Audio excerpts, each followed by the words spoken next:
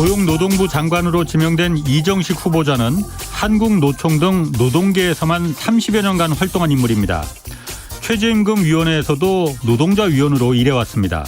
그런 만큼 노동계에서도 기대가 아주 컸습니다.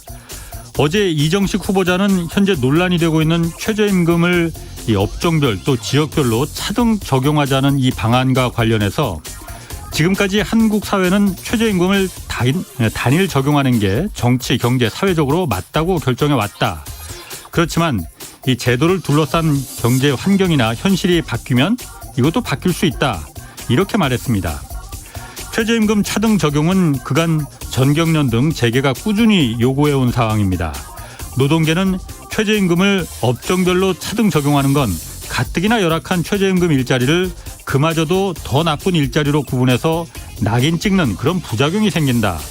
또 지역별로 최저임금을 달리 적용한다면 임금 조금 더 주는 이 대도시로 사람들이 더 몰려서 지방 소멸이 가속화될 뿐 아니라 못 사는 지역을 국가가 공인해버리는 그런 셈이라고 반대해왔습니다. 노동계에서 잔뼈가 굵은 이정식 후보자가 말하는 그 경제 환경이나 현실이 어떻게 바뀌었다는 건지는 인사청문회에서 그 생각을 들을 수 있을 겁니다. 그렇지만 역시 자리가 사람을 만드는 겁니다. 네, 경제와 정의를 다잡는 홍반장, 저는 KBS 기자 홍사원입니다. 홍사원의 경제쇼 출발하겠습니다. 유튜브 오늘도 함께 갑시다.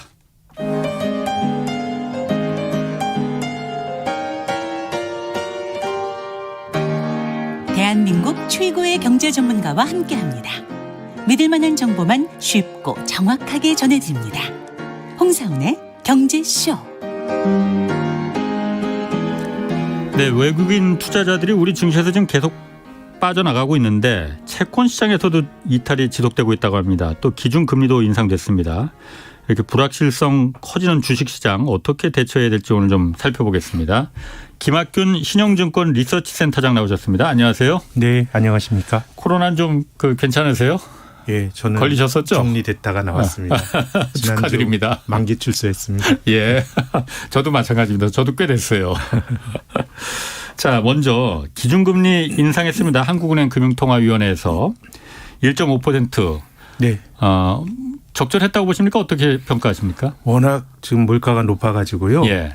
4월에는 그래도 채권 시장에서는 한국은행 총재가 공석이니까 예. 5월 정도 하지 않겠는가 생각은 했었는데 예. 사실 경제적으로 따지면 4월에 하나 5월에 하나 그 차이는 별로 크진 않습니다. 네. 4월에 올리고 또 5월에 또 올릴 가능성은 또 낮거든요. 예. 그렇게 본다 그러면 조금 빠르긴 했습니다만 전체적으로 시장의 기대대로 역시 인플레이션이란 게 참 심각하구나. 예. 이런 걸 다시 확인시켜 줬습니다. 지금 이게 금리를 한국은행 총재가 지금 공석인 상황에서 원래 당초에는 한국은행 총재도 없는데 네. 이번에 올리겠나 말씀하신 대로 다음 달에 올리겠지라고 했는데 이번에 올린 거는 미국 물가 인상 워낙 지금 8.5%까지 올라갔다고 해요. 네. 그리고 그래서 미국 금리가 지금 0.5%포인트씩 빅스텝으로 크게 껑충껑충 올리겠다는 거의 기정사실화됐잖아요. 네, 네. 이게 큰 영향을 미쳤을까요? 아무래도 좀 영향을 받았겠죠. 지금 예. 많은 나라들이 0.5%포인트씩 예. 캐나다 이런 데 소위 빅스텝을 밟고 있거든요. 그러니까 우리나라는 다른 데보다 먼저 금리 올리기는 했는데 예. 이것저것 다 떠나서 하여튼 우리도 인플레이션 물가 상승률이 3월에 4%가 넘었거든요. 그렇죠. 지금 미국이 8.5%인데 이게 미국보다 한국의 물가 상승률이 덜하다 이렇게 생각하시면 안 되고요. 예. 이게 각 나라의 통계청이 예. 그 나라 사람들이 가장 많이 쓰는 걸 가지고 소비자들이 많이 쓰는 걸 가지고 물가를 구성하니까 그렇죠. 이게 나라마다 다 다릅니다. 중국은 예. 지금 물가 상승이 1%대인데 예. 중국 사람들은 돼지고기 많이 먹으니까 돼지고기 값이 물가 상승에 굉장히 큰 영향을 주거든요. 예. 근데 지금 작년보다 돼지고기 가격이 낮으니까 이제 중국의 소비자 물가 지수는 낮고 예. 또 우리나라의 경우에는 주거비 같은 게 소비자 물가에 좀 과소계상되고 있다라는 평가가 있으니까 그러니까 빠져 있다는 거죠. 그렇죠. 예. 예, 그러다 보니까 예. 우리도 최근에 전셋값이나 이런 게 주춤하긴 했지만 전셋값은 안 떨어진 것 같아요. 그렇게 예. 본다 그러면 실질적인 물가 수준은 4%보다 조금 더 높을 수가 있는 거고요. 예. 그래서 미국이나 이런 것도 있지만 아무튼 전 세계가 직면해 있는 인플레이션이라고 하는 게 중앙은행을 긴축으로 계속 등을 떠밀고 있는 것 같습니다. 그러면 미국이 어쨌든 미국에서부터 이게 그 촉발이 됐는데 미국의 인플레이션 물가 인상이 지금 8.5%까지 네. 올라갔단 말이에요. 40년 만에 최고라고 하잖아요. 네. 지금 이게 정점이다 아니다 그 논란 많거든요. 네. 어떻게 보십니까? 제 생각에는 8.5%라 그러면 하반기로 갈수록 뭐 예. 딱 지금 뭐 이제 3월 물가를 본 건데 예. 이제 뭐 원자재 가격 이런 것들 국제 유가 이런 게 뭐 사실 더 중요한데 예. 유가가 100달러 전후에서 움직인다고 가정을 하면 예. 제 생각엔 3월이 정점이 아니더라도 저는 3월이나 한 2분기 초중반 예. 이때가 정점이 될 가능성은 높다고 보는데 네. 근데 전 참 그런 생각이 드는 게 제가 직장을 잡은 게 1996년이거든요. 예. 직장 생활을 25년 했는데 저희 90년대부터 글로벌 경제가 물가가 안 올라가고 금리도 낮은 소위 디스인플레이션 시대를 살았습니다. 예. 이게 한 시대거든요. 예. 한 시대인데 뭔가 이 디스인플레이션을 이렇게 가능하게 했던 환경이 예. 되게 바뀌는 것 같아요. 이제 물가 상승률이 둔화가 되더라도 예. 예전처럼 물가가 낮기보다는 예. 전체적으로 고공권에서 물가가 형성이 될 가능성이 좀 세상이 바뀐 게 아닌가 생각이 예, 드는 예. 게 10여 년 전 얘기입니다마는 이제 앨런 그린스펀이라고 하는 미국의 연방준비제도 의장이 네. 2005년도 이때도 이제 인플레이션이 생기면서 미국이 이제 금리를 올리고 있었거든요. 네. 근데 그린스펀이 이런 얘기를 합니다. 지금 뭐 인플레이션이 생기긴 하지만 과거보다 물가 상승 압력이 낮고 진짜 이상한 건 중앙은행이 단기 금리를 올리는데 시장의 장기 금리가 잘 안 올라간다. 그러니까 이 중앙은행의 통화 정책이 시장에 안 먹힌다라고 얘기하면서 그린스펀이 이게 참 수수께끼 같은 일이다라고 했는데 예. 그런 일이 발생하게 된 게 저는 크게 보면 세계화의 힘 같습니다. 예전에도 한번 말씀하셨습니다. 예, 뭐 다시 이제 한번 뭐 그때 아주 제가 재밌게 들었어요. 예, 뭐 예. 중국이나 동구권이나 이런 사람들이 노동시장으로 들어오면서 싸게 만들어지고 예. 그러니까 뭐 미국에서도 노동조합이 있는 제조업 노동자들은 어떻게 보면 세계화의 희생양이죠. 예. 중국 노동자들과 경쟁이 안 되니까 미국에서의 어떤 인플레이션 압박 같은 것들이 임금 상승 압력이 낮아지니까 예. 물가도 안 올라가고 예. 이런 게 한 축이고 또 두 번째는 중국 사람들이 뼈 빠지게 일해가지고 지금 수출해서 경상수지흑자를 많이 내니까 예. 그 돈을 가지고 뭘 하냐 하면 다 기본적으로 신흥국은 저축을 많이 합니다. 예. 왜 그러냐 하면 사회보장 제도나 이런 것들이 잘 그 선진국에 비해서 만들어지지 못하니까 예. 기본적으로 저축이 많으니까 전 세계적으로 보면 투자보다 중국 사람들의 저축이 훨씬 많고 예. 이러다 보니까 이제 금리도 안 올라가고 이런 환경인 건데 예. 지금은 우리가 경험하는 것처럼 세계화는 확실히 좀 후퇴하고 있는 것 같고요. 종식됐다고도 누구는 말해요. 예. 우크라이나 전쟁이 확실히 도장을 찍었다라고 얘기도 하고. 예. 그리고 또 중국의 저축률도 떨어지고 있어요. 예. 이게 저축률이 떨어진다라는 건 자연스러운 일이죠. 뭐 중국 사람이라고 뭐 뼈 빠지게 일해서 그걸 계속 쌓아놔야 되나요? 이제 예. 소득이 높아지면 저축률이 떨어지니까 뭔가 이런 환경이 바뀐 것 같은데 예. 제가 이렇게 뭐 그 시장을 분석하는 애널리스트로 살면서 예. 제가 한 세대가 그냥 우리가 낮은 물가 세대를 살다 보니 예. 이게 변하지 않는 어떻게 보면 항구적인 환경으로 생각한 측면도 좀 있는 것 같아요. 예. 근데 100년 전에도 그런 일이 있었더라고요. 1차 세계대전이 나기 전에 1914년에 그 당시에 그 서구에 있는 사람들은 전쟁이 없다고 생각했습니다. 왜냐하면 유럽 땅은 거의 매년 전쟁이 벌어지다가 네. 1870년도 보불 전쟁 이후로 한 40년 동안 전쟁이 없었어요. 예. 그 유럽 땅 만들어지고 정말 거의 처음으로. 미국에서도 남북 전쟁 1860년대 끝나고 전쟁이 없었거든요. 예. 그러니까 한 세대의 경험이 쌓이면 사실 그게 항구적인 진리로 생각을 하는 겁니다. 예. 예. 그리고 그 20세기 초반이 지금보다 더 세계화의 정도가 높았다라고 하는 문헌 자료도 되게 많아요. 그때는 정말 자유방임 시대에 서로가 교역을 하고 또 어떻게 보면 서구가 식민지를 만들면서 예. 강압적인 세계화의 질서가 전 세계적으로 만들어진 거거든요. 예. 그러니까 이게 경제적으로 서로 이해관계가 얽혀 있으니까 전쟁은 없을 거라고 생각했지만 그것이 인류의 40년의 매우 예외적인 경우였던 것이죠. 그래서 지금 제가 저물가와 그리고 낮은 금리라고 하는 게 우리가 불과 작년까지만 하더라도 저 역시도 이것이 굉장히 고정된 진리라고 생각했는데 예. 이것이 지난 30년에 어떻게 보면 굉장히 특수한 경우이지 않았을까 예. 좀 이런 생각이 좀 들기도 합니다. 지난번에도 그 말씀하시기를 세계화라는 게 결국은 물건을 싸게 만들고 싸게 소비할 수 있는 그게 바로 세계화다라고 말씀하셨었잖아요. 그리고 네. 그 근본에는 중국이 있었다. 중국이 이제 WTO 체제에 가입하면서 네. 큰 역할을 했잖아요. 근데 그 고리가 지금 끊어지고 있는 거 아닙니까? 네. 그리고 지금 그 고리가 끊어지는 것이 매우 과격한 형태로 저는 끊어지고 있다고 생각하는데요. 네. 예를 들어서 러시아가 우크라이나를 침공하는 거는 예. 뭐 저는 설마 그럴까 했지만 예. 우리가 그릴 수 있었던 일인데 러시아를 국제결제망인 스위프트에서 제거하는 건 정말 빨랐거든요. 예. 그러니까 세계화라고 하는 게 서로가 뭐 자연스럽게 경제적인 이해관계에 따라 교류를 하는 건데 전 최근에 중국의 위안화가 굉장히 강했는데요. 예. 좀 온통 모든 통화 가치가 달러에 대해서 약한데 그렇죠. 위안화가 비교적 강했습니다. 예. 최근에는 또 위안화도 조금 지금 약해지지만 나홀로 강했어요. 네, 크게 보면 최근에 위안화가 강한 통화인데 예. 저는 중국인들의 마음을 헤아려 보면 지금 굉장히 힘들 것 같아요. 왜 그러냐 하면 중국이 전 세계에서 제일 큰 규모의 외환 보유국이거든요. 예. 3조 1,000억 달러를 갖고 있습니다. 그렇죠. 그럼 그 돈이 이 인민은행의 그 금고 속에 있는 게 아니고 다시 미국으로 가서 주로 안전하게 이자를 주는 미국 국채에 들어가 있거든요. 예. 그런데 러시아가 외환 보유액이 6천억 달러입니다. 한국보다 더 많아요. 세계 4위국이에요. 예. 이제 문제가 되니까 이거를 딱 막아버리는 거거든요. 그렇지. 예. 그러면 개혁 개방 이후에 중국 그 국민들이 뼈 빠지게 일해서 벌어놓은 그 부가 예.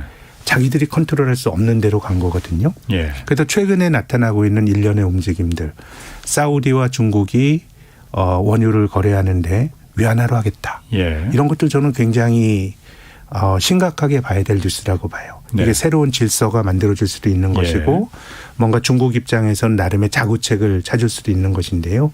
그래서 크게 보면 경제적인 이해관계에 따라서 뭔가 그 국가 간의 이해관계가 조절이 되고 전쟁이 벌어지지 않을 거다라고 하는 그런 믿음은 최근에 일련의 과정들을 보면 굉장히 후퇴한 것 같고요.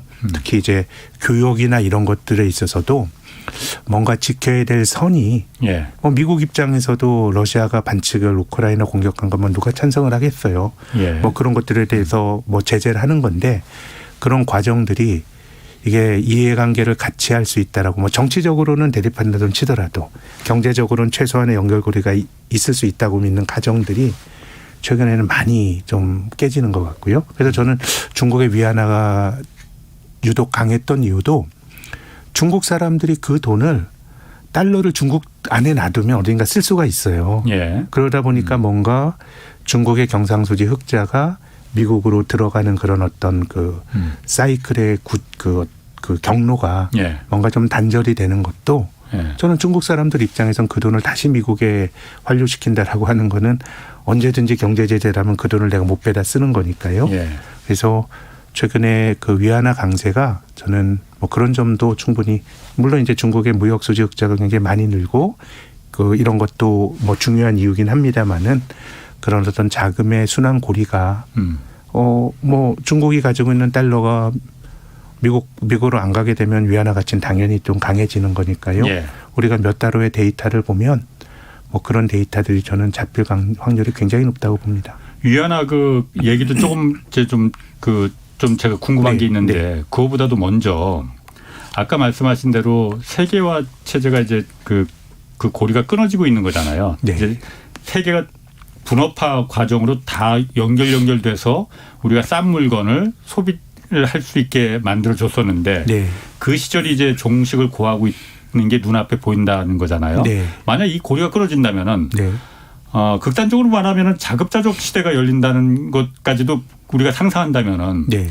예를 들어서 이른바 그 구미 선진국 그러니까 미국이나 서유럽 국가들과 나머지 이제 반대쪽에 있는 국가 체제들과 사실 제가 언뜻 보기에는 러시아나 중국 같은 경우에는 자급자족이 가능할 수도 있는 자기들끼리 뭐 어떻게 굴러갈 수는 있겠죠. 무리가 그런데 있더라도. 미국이나 서유럽은 그게 가능하겠느냐.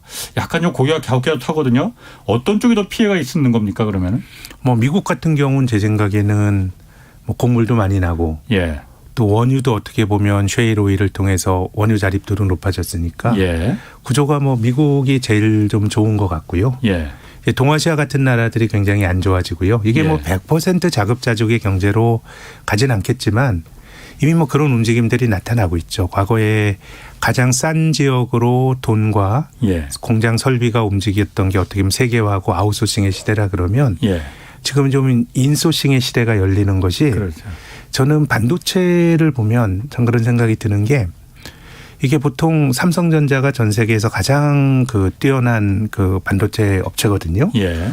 그래서 이제 메모리의 경우에는 삼성전자가 주도하면서 투자도 삼성전자가 주도해서 투자를 하고 그래서 뒤에 있는 기업이 어려워지고 예. 뭐 이런 과정이 삼성전자의 지배력 확대 과정이었는데 예. 작년 이후에 나타나는 과정은 저는 세계 3위, 4위 업체가 막 설비 투자를 막 뭐 앞장서서 만 처음 봤어요.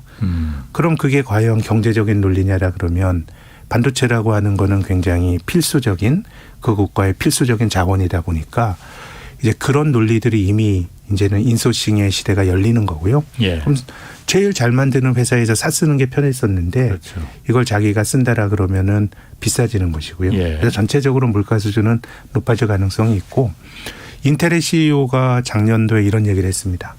이 반도체는 자본주의 산업의 쌀인데 네. 반도체를 어디서 많이 만드냐. 한국에서 많이 만들고 대만에서 많이 만든다. 예. 근데 그 두 지역은 군사적으로 위험한 지역이다. 뭐 그들의 예. 말에 따르면. 네네. 그러니까 우리가 만들어야 된다라는 거거든요.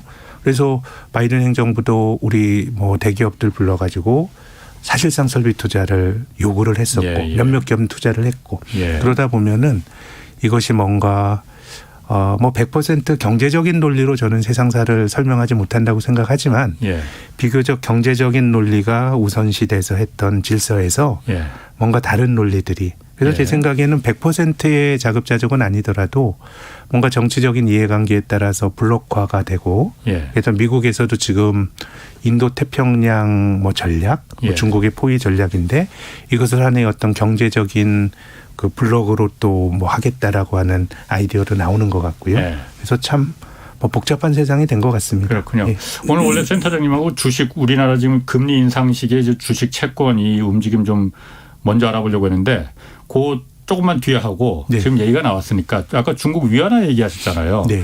참 그 이상합니다. 달러가 지금 그 강세를 보이는 건 당연하단 말이에요. 네. 세계가 불안정하고 전쟁도 막 터지고 인플레 나오니까 가장 안전한 자산이다는 망할 그 휴지 조각 안 되는 달러로다가 돈이 몰리는 건 당연할 것 같거든요. 그러다 보니까 다른 나라 돈들이 다 약세가 되는데 위안화만 지금 강세잖아요. 네. 이게 일단 왜 그런 건지 언뜻 이해가 안 갑니다. 그러니까 중국 입장에서 생각해 보면요, 다른 예. 모든 나라가 한국으로 달러가 많이 들어오면 예.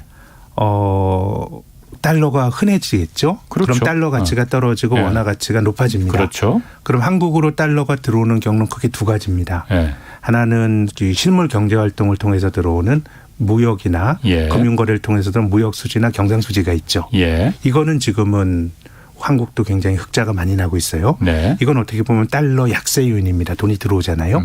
근데 자본 수지 외국인 투자가들이 주식을 팔면 돈이 빠져나가는 거는 예. 마이너스 요인입니다. 예. 최근에 원달러 환율이 좀 약한 거는 예. 제 생각에는 이제 외국인들의 이탈이나 예. 이런 것들이 나타나는데 네. 중국을 말씀을 드리면 지금 중국은 지난 3월 달에 수출이 생각보다 좋았습니다. 예. 전년 동월비 한 14% 늘어났어요. 예. 근데 지금 경제 봉쇄를 하고 하니까 내수가 엉망입니다. 네. 그래서 수입은 전년 동월비 0.1%가 줄었습니다. 그럼 이것이 기본적으로 불황형 흑자의 형태, 수출은 좋고, 그러니까 수입이 굉장히 망가진 불황형 형태 달러가 많이 들어옵니다. 네. 그럼 이제 돈이 빠져나가는 경로가 중요한데, 중국은 한국보다 금융시장이 훨씬 폐쇄된 시장입니다. 그렇죠. 예, 금융시장을 개방을 했다가 예. 굉장히 이제 서구 자본에게 혹은 그 굉장히 싼 자금을 쓰다가 경제가 탈이 났던 사례들이 너무너무 많죠. 예. 우리나라 IMF 외환위기도 그렇고요. 그러니까 중국의 경우는 기본적으로 그 금융 투자의 형태로 들어온 외국인 자금이 별로 없어요. 우리나라는 전체 주식시장에서 외국인 투자가들이 들고 있는 비중이 한 30% 넘거든요. 예. 중국은 3%입니다. 폐쇄된 시장이니까 돈이 빠져나갈 리스크가 적다라는 게 이제 이런 거고요. 또 두 번째는 아까 제가 말씀드린 것과 이제 비슷한 맥락인데요. 자, 우리가 경상수지로 돈을 벌었다. 그럼 그 돈이 한국은행에 있는 게 아니고요. 조금이라도 이자를 주는 미국 쪽으로 가게 됩니다. 그래서 대체로 보면 그 나라는 한 나라는 경상수지 흑자는 자본수지 적자가 경상수지 흑자와 되게 유사합니다. 그 돈이 다시 미국 금융시장으로 가서 이자를 받는 돈으로 가니까 이건 돈이 빠져나가니까 그 나라의 자본수지 적자거든요. 근데 제가 아까 말씀드린 거는 통상은 경상수지 흑자가 미국으로 환류가 되는 구조가 나타나는데 중국인들 입장에서는 이 돈이 빠져나가는 것이 미국 시장에 투자됐을 때 과연 이게 내가 컨트롤할 수 있는 돈이냐라는 걱정들이 조금 있는 것 같고 그래서 조금 시간 지나서 확인해야 되겠습니다마는 외국인들 이탈할 수 있는 개방도가 적은 시장이니까 그런 리스크가 원래부터 적었고 외국인이 원래 들고 있는 게 없으니까 팔고 나갈 것도 없는 거고요. 경상수지 흑자가 미국으로 환류가 되는 과정도 최근의 지정학적 질서를 보면 과거보다는 좀 약해졌을 가능성이 높고요. 그러니까 달러는 들어오고 그게 나라 밖으로 다시 안 나가니 위안화가 강해질 수 있는데 여기서 중요한 포인트는 제 생각에는 경상수지 흑자 이런 거는 늘 중국이 경상수지 흑자국이었고요. 그 돈이 미국으로 다시 돌아가는 금융시장에서 말하는 리사이클링 과정이 과연 지금 시대에 좀 약화되고 있는 거 아닌가 저는 뭐 그런 유추를 합니다. 그 이런 분석도 좀 있습니다. 그러니까 지금 미국이 금리를 굉장히 공격적으로 이제 올리려는 마음을 먹고 있잖아요. 그러면 당연히 금리 차이 때문에 미국으로 자본들이 이제 빠져나갈 수밖에 없는 거잖아요. 돈이란 건 조금이라도 더 많이 준다는 대로 흘러가게 돼 있으니까. 근데 미국이 워낙 인플레가 높으니까 그 실질 금리 차이는 중국과 미국을 비교해 보면은 아까 말씀하셨듯이 중국은 지금 물가 상승률이 1%, 1.5% 이 정도밖에 안 되잖아요. 그러다 보니까 실질 금리는 중국이 훨씬 더 미국보다 높다 지금. 그래서 중국의 위안화가 그래서 이제 그 실질 금리가 워낙 높기 때문에 미국으로 빠져나가지 않고 그래서 위안화 강세가 이어지는 거 아니냐. 뭐 그렇게 볼 수도 있는데요. 근데 지금 7%, 8% 올라가고 하는 물가가 이게 하반기만 되면 제 생각에는 이렇게 가기가 힘들어요. 그러니까 그 단일 요인 때문이라고 저는 뭐 그것도 하나의 위안화 강세를 설명하는 요인이고 제가 말씀드린 요인들과 뭐 다 합쳐서 최근에 위안화 강세가 나타나고 있다고 봐야 되겠죠. 근데 중국은 자금 자체가 유출입이 그렇게 그 자본시장이 개방이 된 나라가 아니기 때문에 금리 차를 노리고 돈들이 뭐 빠져나가고 이런 돈들은 뭐 한국처럼 자본시장의 그 개방도가 높은 나라는 그게 가능한데요. 또 중국인들이 외부로 나가고 뭐 이런 것도 중국은 되게 규제를 많이 하는 2015년도에도 중국이 외화부채가 많고 중국 경제에 대한 되게 헤지펀드의 공격을 받고 그럴 때 위안화가 막 약해졌거든요. 그 당시에.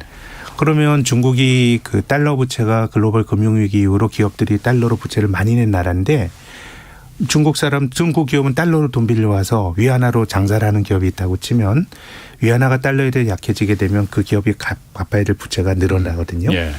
그래서 위안화 약세가 문제가 될 땐 중국 사람들이 이 관광객들이 한국 와서 쇼핑하는 것도 제한을 했어요.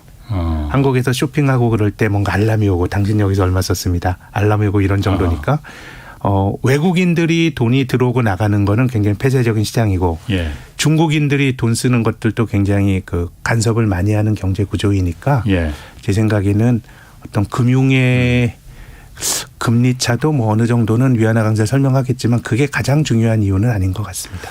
중국이 그런데 지금 그 지급 준비, 은행의 지급 준비를 또 아직 한 건 아니고 작년 12월에 한 번 인하했는데 7월 12월 했죠.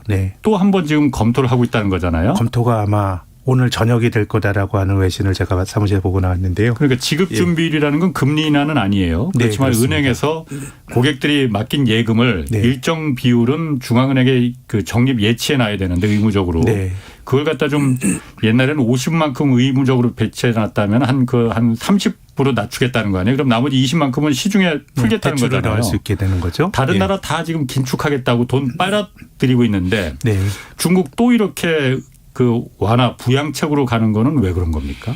경제가 안 좋아서 그런 것 같습니다. 제가 앞서서 3월에 중국의 수출이 14% 늘어났는데 예. 수입이 줄었다고 말씀드렸거든요. 예, 예. 이건 기본적으로 지금 내수가 굉장히 안 좋고 예. 구조적으로 보면 글쎄요. 전 중국이 좀 안 좋을 수밖에 없다고 생각하는 게 최근 수년 동안 중국 경제 성장을 이끌었던 게 부동산이거든요. 예. 근데 작년 여름부터 시진핑 주석이 공동 부유 이런 거 얘기하면 성장의 동력이었던 부동산을 지금 적대시하고 있어요. 예. 그리고 경제 질서 다른 어떤 민간 시장에서의 어떤 혁신은 예. 알리바바나 텐센트나 이런 기업들의 서비스업 기업들의 혁신이 있었는데 예. 그것도 지금 약간의 적폐로 물리면서 지금 두들겨 맞고 있거든요. 예. 그러니까 저는 중국이 경기가 안 좋은 게 어떻게 보면 정책의 산물이고 당연하다고 봅니다. 예. 그러다 보니까 중국 입장에서는 어쨌든 내수 부양을 할 수밖에 없는 형국이고요. 그래서 경기가 상대적으로 좀 나쁘다라고 봐야 될 것 같고 온 세계가 다 긴축을 하는데 지금 긴축을 하는 나라가 전부 한국 주변에 있습니다. 중국은 지금 경기가 어려워서 그렇고 지금 일본도 일본. 마찬가지예요. 예. 일본은 경기 요인보다는 부채 문제가 큰 것 같습니다. 국가 부채. 예, 지금 일본 정부의 GDP 대비 국가 부채가 250% 넘거든요. 그렇죠. 가장 높죠 지금. 예, 그럼 이자율이 높아지면 안 되는 구조인데 그래서 지금 일본의 10년 만기 국채 수익률을 보면 지금 우리나라 금리도 아주 뜀박질을 했는데 예. 일본은 제 생각에는 10년짜리 금리를 일본 중앙은행이 막으려고 하는 선이 0.25%인 것 같아요. 예. 지금 이걸 안 넘고 있어요. 그러니까 지금 미국 금리는 뜀박질을 하고 일본 금리는 안 올라가니까. 예. 그러니까 중국은 그 자본의 유출입이 자유로운 나라가 아닌데 예. 일본은 비교적 개방도가 그렇죠. 좀 훨씬 큰 나라거든요. 그렇죠. 그러니까 금리 차를 보고 돈이 움직이니까 지금 엔화가 굉장히 약한 것이죠. 예. 전통적으로 일본 엔화가 전통적인 안전자산이었습니다. 예. 전쟁이 나고 세상이 어수선하면 일본이 전 세계의 대외 자산이 제일 많은 나라이다 보니까 엔화 가치가 강했는데 근데 지금 엔화 가치가 약한 이유는 제 생각에는 금리가 올라갔을 때 치료해야 될 비용이 너무 크고 그래서 국채 이자율을 낮추기 위해서 인위적으로 금리를 낮게 유지하니까 미국과 일본 간의 금리 차가 커지면서 전 최근에 엔화 약세야말로 어떤 미일 금리 차의 확대로 설명을 해야 된다고 봅니다.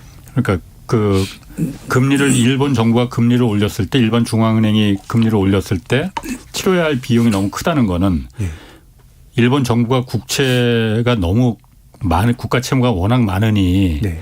금리가 조금이라도 오르면은 부담이 너무 큰 거죠. 세금 걷어서 다 이자로 낼 수밖에 없으니까 네. 그래서 올리고 싶어도 못 올린다는 거예요. 그럼요. 그리고 이미 뭐 어느 나라나 최근에 중앙은행이 행정부에 대해서 가지는 독립성은 좀 많이 약해진 것 같긴 한데 예. 일본은 2기 아베 내각이 출범했던 2012년부터 예. BOJ 일본 중앙은행은 행정부의 신여였습니다. 이 뭐 그 구로다 총재 이런 사람들 예. 전부 아베노믹스의 주역이었거든요. 예. 예. 그래서 뭐 이것저것 다 떠나서 일본은 참 금리가 올라가면은 예. 안 되는 취약한 구조의 나라고 예. 저는 앞서서 그 낮은 물가와 낮은 인플레이션의 시대에 이것이 세계화 시대에 짧았던 한 20, 30년의 역사일 수도 있지 않겠는가라는 생각을 조심스럽게 말씀드렸는데 예. 20, 30년과 지금이 또 바뀐 것 중에 하나는 부채입니다. 예. 한국만 해도 빚을 너무 많이 냈고 그래서 참 이게 생산성이 좋아진다 그러면 부채를 더 내도 돼요. 부채라고 하는 게 내 미래의 노동을 저당잡해서 지금 쓰는 거거든요. 예. 그럼 뭐 너무 어렵다 그럼 빚내서 지금 고통을 줄이고 나중에 예. 이래서 갚으면 되는데 우리나라 같은 경우도 조금 걱정스러운 좀 부채는 늘어나는데 이것이 우리나라 경제의 생산성이 좋아진다라고 하는 증거는 별로 없는데 네. 지금 부채의 절대 기준들이 많이 높아져서 예. 절대 수준이요. 그래서 지금 일본은 저는 국가 부채의 급증이 가져온 것이 엔화 약세와 인위적인 저금리로 나타나는 것 같고 예. 우리나라도 저는 뭐 한국은행이 금리를 올릴 수 있다고 생각합니다. 네. 인플레이션도 잡아야 되고 부채가 늘어나는 거에 대해서 어떤 경고도 해줘야 되고 이건 이제 한국은행 총재 그렇죠. 내정자께서 그런 말씀 하셨어요. 예, 예. 좀 그런 신호를 줄 수 있는 거는 선택이라고 봅니다. 그런데 예. 이제 그랬을 때 치러야 될 경제적 비용이 예. 과거보다 많이 커진 거 아닌가라는 생각은 하게 됩니다. 그럼 우리나라 같은 경우 지금 1.5%까지 올랐는데 예상은 몇 %까지 올라갈 것 같습니까? 금리는? 그리고 어느 정도까지 올리는 게 적절하다고 보시는 거예요? 그거는 알 수 없습니다. 예. 예. 사전적으로 그런 레벨을 알 수는 없는데요. 예. 저의 생각은 하반기로 갈수록 예. 지금과는 분위기가 좀 많이 달라지지 않겠는가. 예. 어차피 이 모든 경기 둔화는 긴축으로부터 오는 경우가 많습니다.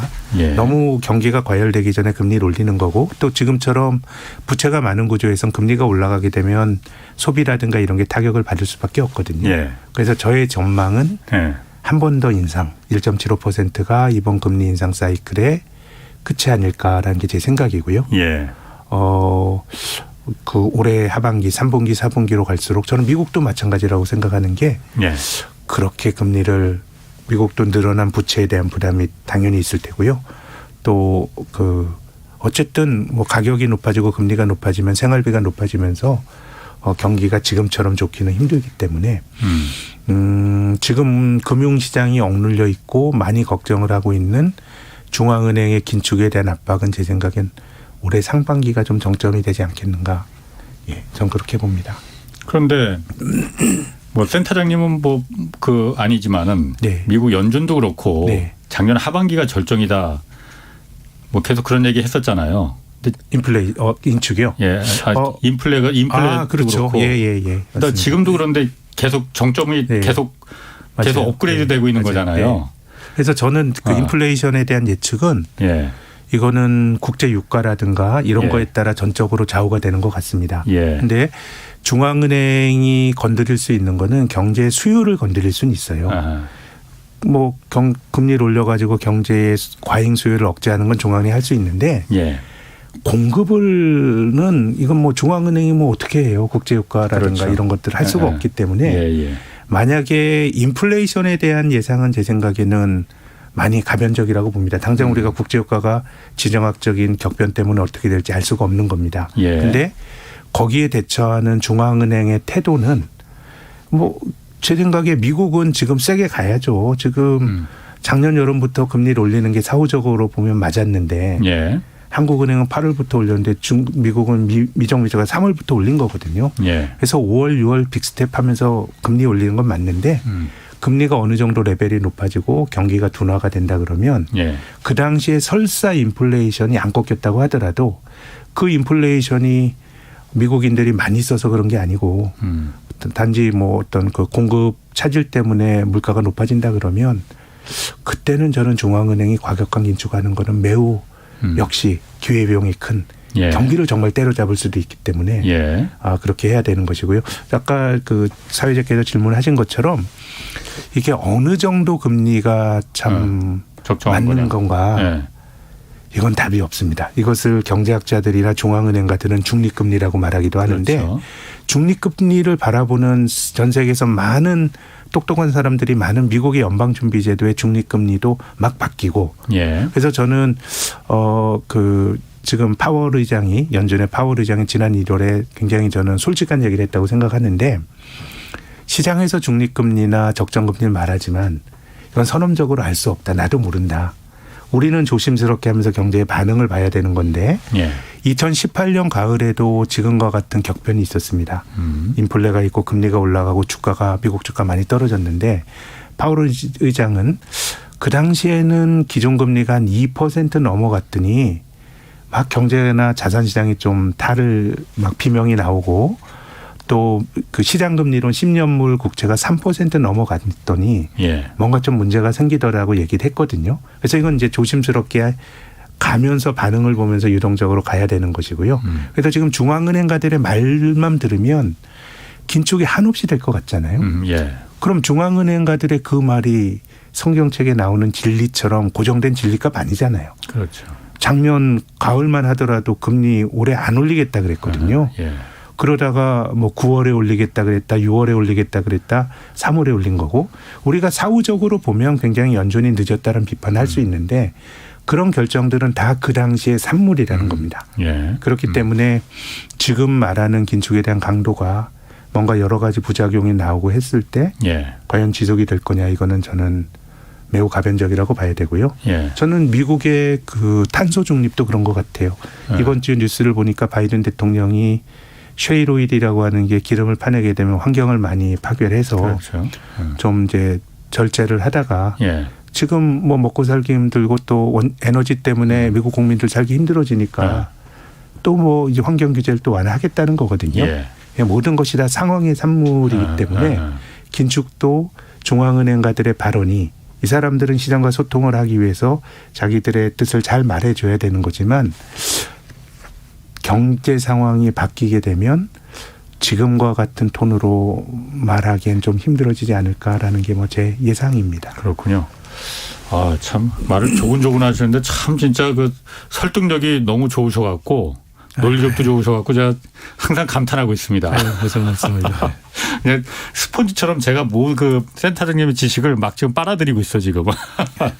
저기 또 한 가지 제가 궁금한 게 며칠 전에 우리나라 이제 국고채 금리가 막 뭐 발작이라는 표현이 나올 정도로 막 뛰었잖아요. 꽁충꽁충 뛰었잖아요.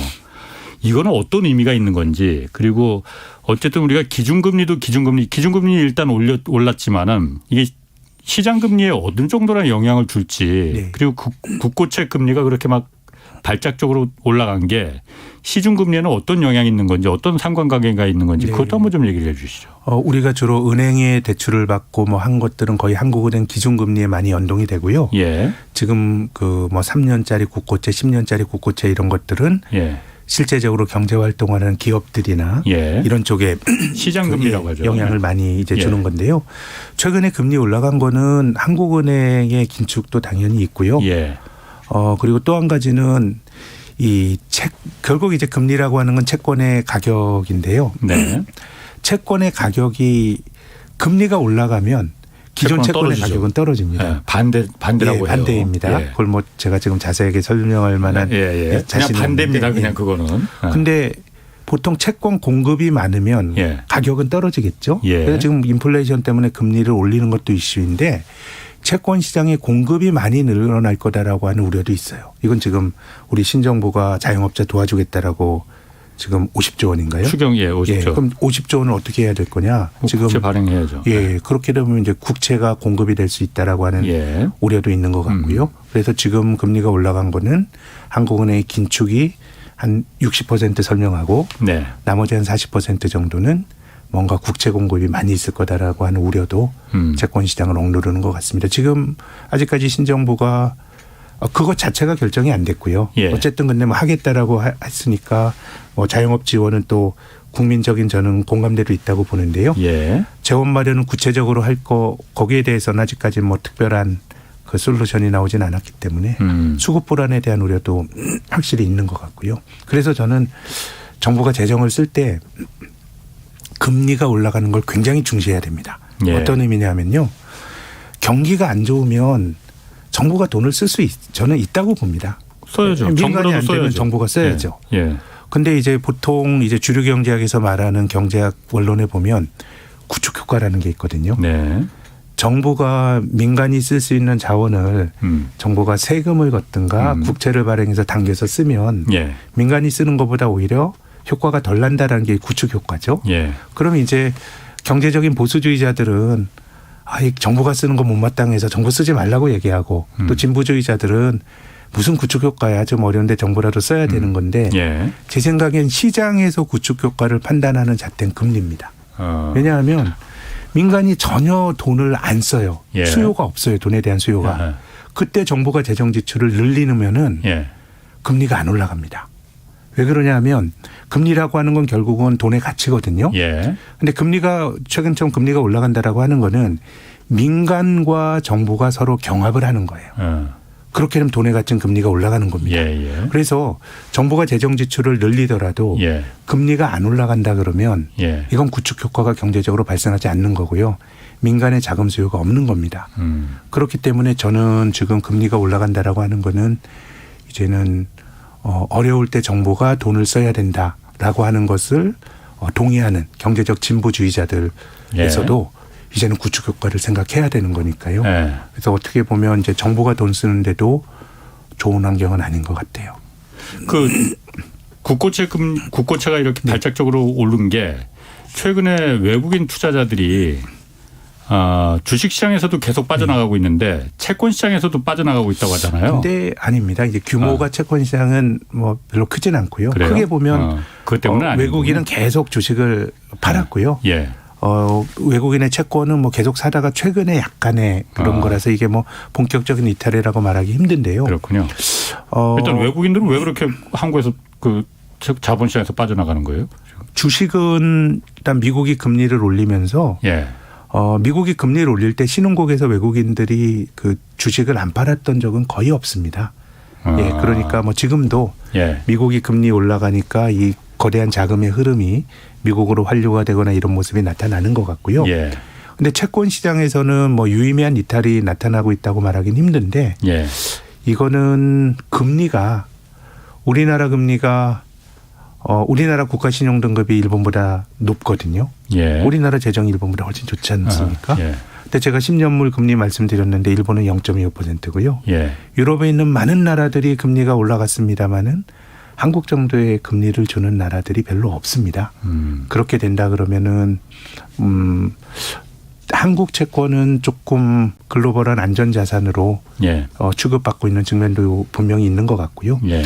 물론 이제 채권에 투자하는 외국인들은 환율이 되게 중요하지요. 예. 예. 원화 가치가 너무 약해지게 되면 어쨌든 뭐 이자 2% 받는데 원화가 한 2% 약해진다 그러면 환에서 손해를 보게 되는 건데 예. 최근에 원화가 조금 약하긴 합니다만은 이거는 뭐 전 세계에서 뭐 달러가 강하고 위안화를 제외하면 다른 통화가 거의 다 약하기 때문에 한국 금리가 가진 절대적인 수준이 있고 예. 또 장기적으로는 뭐 우리나라 재정 건전성이 지금처럼 계속 좋다 아무도 부장을 못하지만 그래도 지금은 미국을 제외하고 보면 한국처럼 금리가 높은 나라가 별로 없거든요. 예. 그러다 보니까 채권 시장 쪽에서는 큰 이탈이 없는 것 같고 이 구조가 확 바뀌지 않으면 예. 제 생각에는 채권 쪽에서 이탈은 뭐 크게 우려하지 않아도 되는 거 아닌가 그런 의견을 갖고 있습니다. 그렇군요. 지금 환율 얘기하다 보니까 아까 일본 그 엔화 얘기하다가 제가 그걸 물어본다는 게 깜빡했네. 일본 하여튼 엔저가 지금 그 엔저잖아요. 네. 엔이 굉장히 가치가 떨어지고 있잖아요. 네.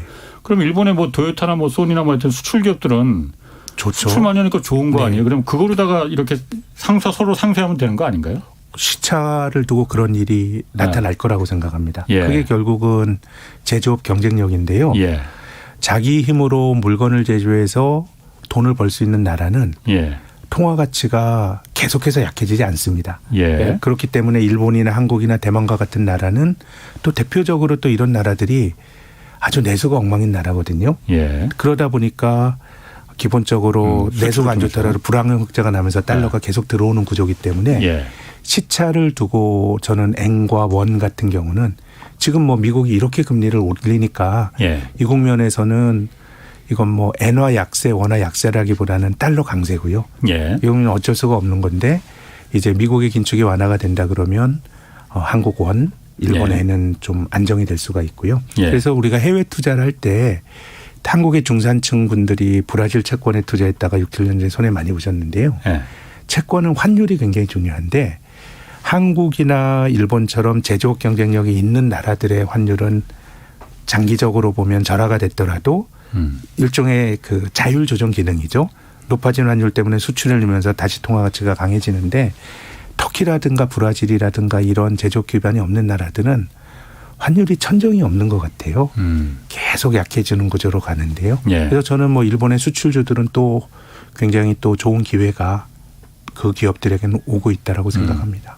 그럼 이렇게 엔화 가치가 바닥으로 떨어질 때 뭐 지금이 바닥인지 아닌지 모르겠지만은 오히려 일본 주식시장이나 이런 데 투자하는 거 그러면은 뭐 환차익도 기대할 수 있을 테고 아까 말씀하신 대로 그렇게 수출 기업들이 시차를 두고 만약 그 상쇄가 된다면은 그것도 하나의 기회 아닙니까 그러면은? 뭐 저는 지금 한국이나 일본이나 수출주들에겐 또 좋은 환경이 예. 만들어지고 있다고 생각합니다. 지금 뭐 삼성전자라든가 한국의 대표 기업들 주식을 계속 뭐 팔고 있는데 예.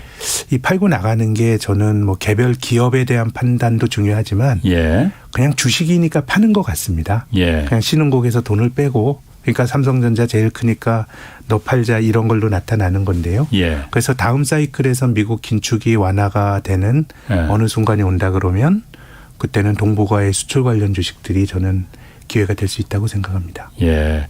올해 중반기 그럼 주식시장은 어떻게 될지 뭐 지금 청취자들 의견들이 물어보는 분들 많거든요. 왜냐하면 지금 워낙 조정이 길게 되고 있잖아요. 2011년부터 2017년까지 6년 옆으로 기었던 적도 있습니다. 아, 6년씩이나. 지금은 이제 아직 몇 달이니 뭐 1년도 안 됐으니까 한 10개월이니까요. 조금 긴 사실 예. 투자하는 입장에서는 참 예. 하루하루가 참 힘든데 예. 우리 주식을 지난 10년 동안 회고를 해보면 예.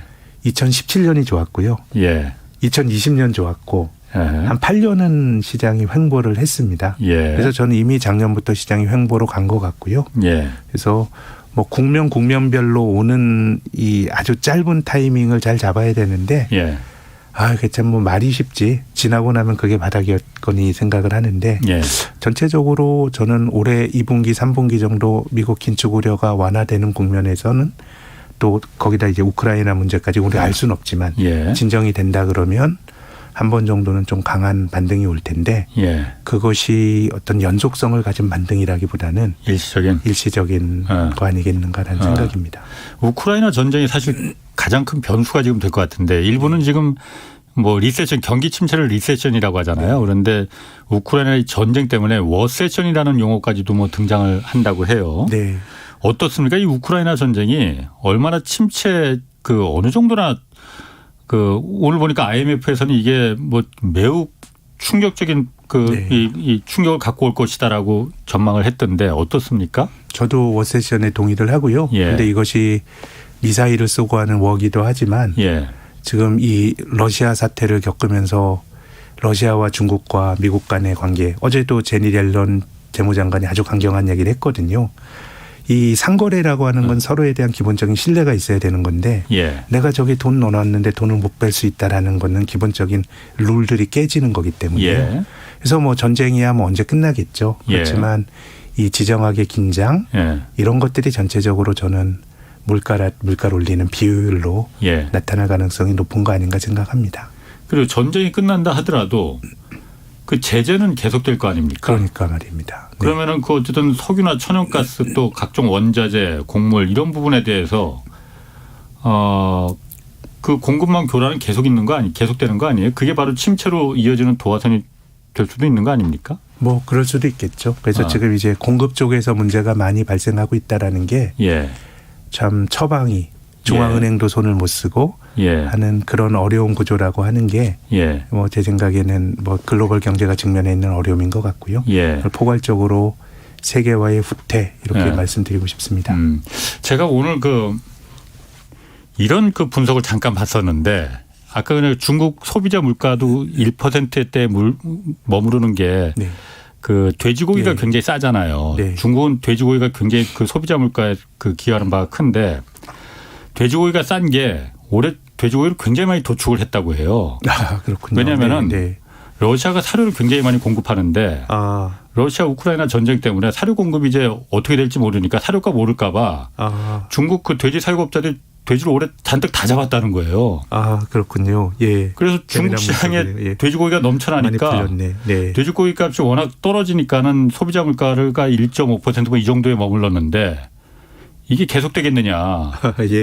돼지고기 값 올라가면은 중국 소비자 물가 올라가는 거 이거 정말 두려운 결과를 갖고 올 수도 있다.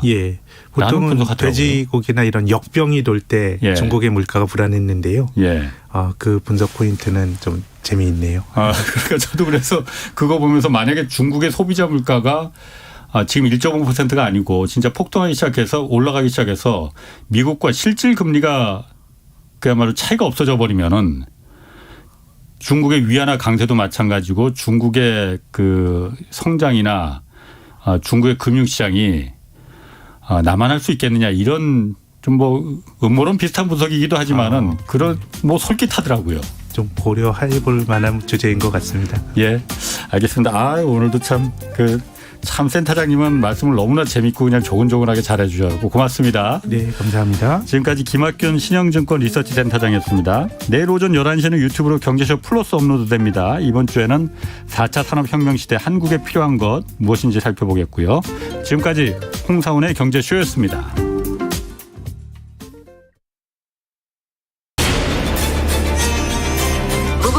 K 드라마, And the Oscar goes to Parasite. K 무비, Smooth like butter, like K 팝.